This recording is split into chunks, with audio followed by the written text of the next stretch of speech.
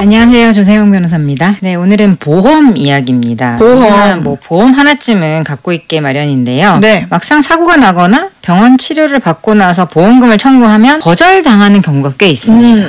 왜 이런 일이 생기는지, 어떤 법적 쟁점이 있는지 알아보겠습니다. 여러 가지 사유가 있는데요. 네. 우선 보험 약관, 계약 체결하실 때 보면 약관 있는데 그 약관의 면책 사유에 해당하는 경우가 있을 수 있고요.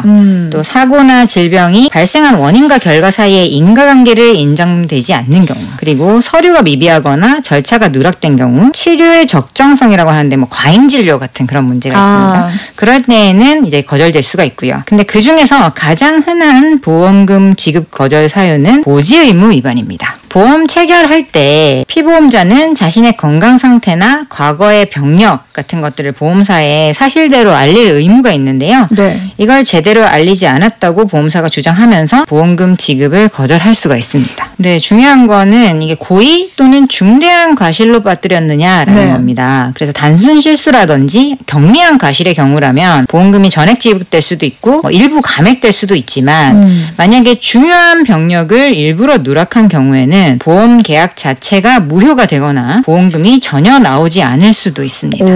이 실손보험 청구할 때 가장 주의할 게 뭐예요? 네, 이게 중복 청구하면 안 되고요. 실손은 말 그대로 내가 손해를 본 만큼만 청구를 하는 개념이기 때문에 중복 청구하시면 안 되고, 또 허위 영수증이나 비급여 시술에 대한 과다 청구 같은 것들이 대표적 문제가 됩니다.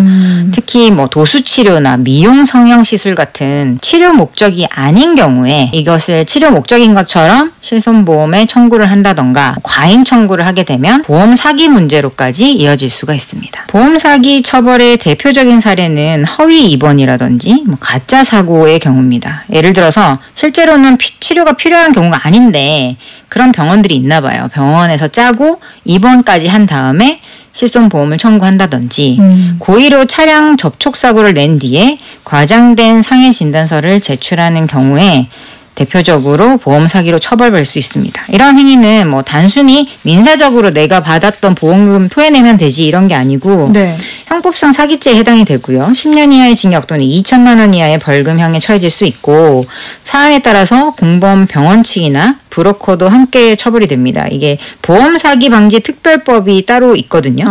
이게 적용이 되면 벌금액도 5천만 원 이하로 늘어나게 됩니다.